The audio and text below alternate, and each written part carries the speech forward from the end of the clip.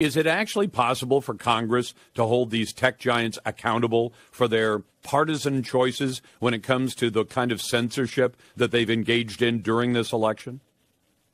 Look, I have to say, listening to parts of this hearing, it's hard to believe that these guys run some of the biggest companies in the world. I mean, they just sounded clueless. And look, they have enormous power that, to be honest, they don't know what to do with. Part of this is, I think, the fault of the government, who crafted a law that really doesn't really address the core issues that Americans care about either.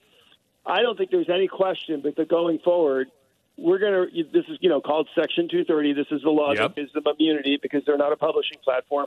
It has trucks you can drive through it, and it doesn't hold them responsible. And what they have demonstrated with their own actions is they are incapable of doing this themselves. We don't want the government to step in and be a censor. Nope. We don't want them to be running wild either. We want them to act responsibly. Like when Detroit makes a car, I get in that car and I have a reasonable expectation it's going to drive and the wheels aren't going to fall off and get me killed. So I think we are primed for reform of this law. It's badly needed. Matter of fact, the head of Facebook, Mark Zuckerberg, acknowledged that we're well past the time for reform.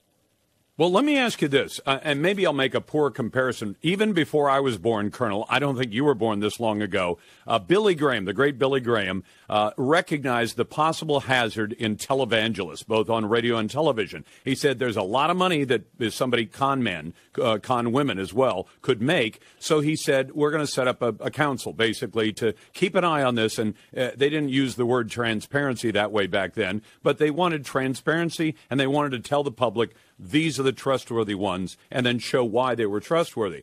Is it possible for some sort of third party, independent third party, that could ride herd on the way these social media giants are doing their business and have the transparency and have the ability to keep nasty stuff off? I mean, for lack of a better term, the nasty stuff off. And the clearly defamatory, clearly child porn, all that stuff. Keep it off without having a political bent to it, which it does seem to be. Cruz brought up exactly the same example I did. You publish the New York Times with Donald Trump's taxes, but you wouldn't publish the New York Post on Hunter Biden's sleazy business deals. Yeah.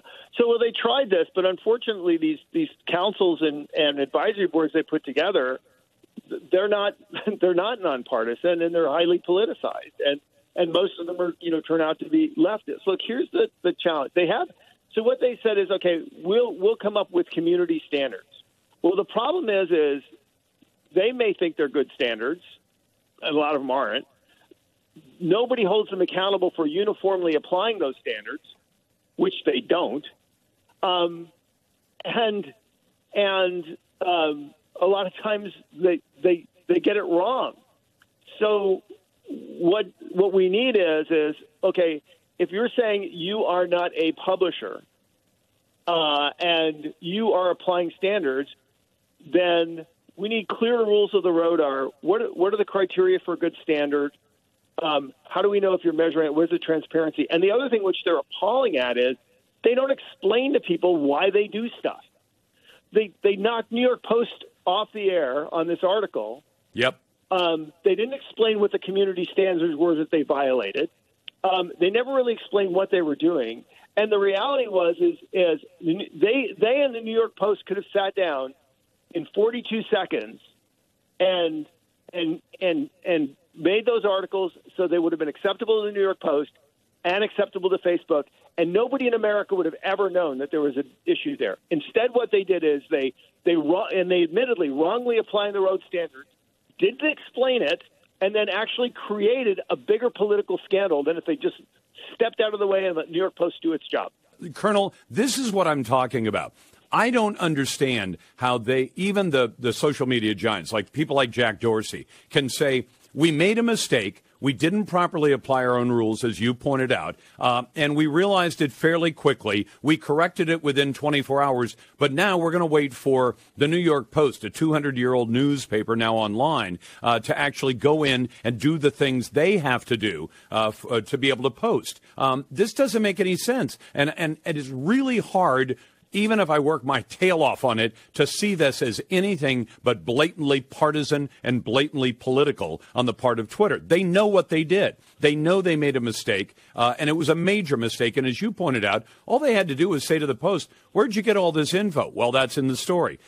Is the info legitimate? Is it backed up? Yes, it is. How do you back it up? And then realize, like I do, Colonel, there are times I want to say something on the air, and I think, if I take that position on this issue, I better be prepared to take it on all the other issues. So when Twitter realizes we helped the New York Times distribute that Donald Trump story, and it was off hacked, stolen, illegally distributed information. If we didn't shut them down, we can't shut down the New York Post, can we?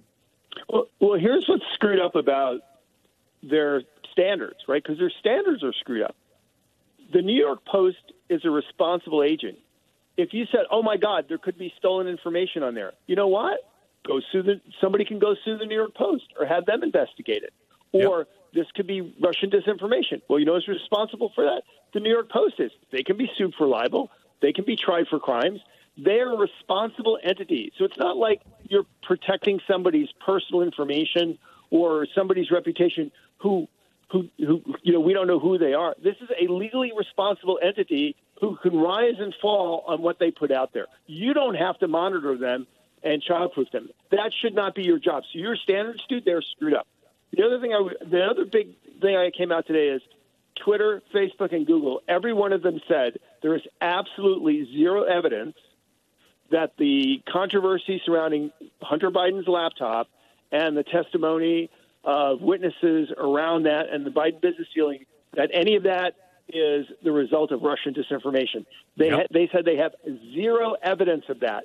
And yet we have had, in a presidential debate, in mass media, and retweeted over their platforms thousands of times, that the pat answer is, oh, that's just Russian disinformation. We even had members of Congress say, that's just Russian disinformation. 50 alleged national security professionals claim that's Russian disinformation, even though they had no evidence, they had no access to any of those materials, and they just created this fabrication that somehow we think this is Russian disinformation when there's zero evidence for that. I think that was the other big, giant takeaway from this hearing today. Well, and I'll tell you, Colonel, you were in the business, so I'm not telling you anything you don't know. But I've said to my friends, if you want, they said, well, it's probably just something the Russians put together. I said, can you imagine assembling a hard drive saying, we're going to fake James Carafano's emails? Well, we're going to have to know all the emails he's sent, all the emails he's received, the other people that were in the chain of those emails, because when somebody like Tony Bobulinski, the former business partner of Hunter Biden, comes forward and says, I'm giving all my devices to the FBI, they can look and say, well, it looks like Hunter sent a message to Tony Bobulinski at a certain time on a certain day, and this was the message. The Russians would have to know all of that to be able to fake a hard drive with tens of thousands of emails on it that detail the business dealings of Hunter Biden. I mean, a single document, you guys in national security might have been able to fake a single document and make it look legit, maybe even a few documents. But imagine creating thousands of documents that's this giant web of information flowing back and forth. You'd spot the flaws in a fake hard drive in a minute, wouldn't you?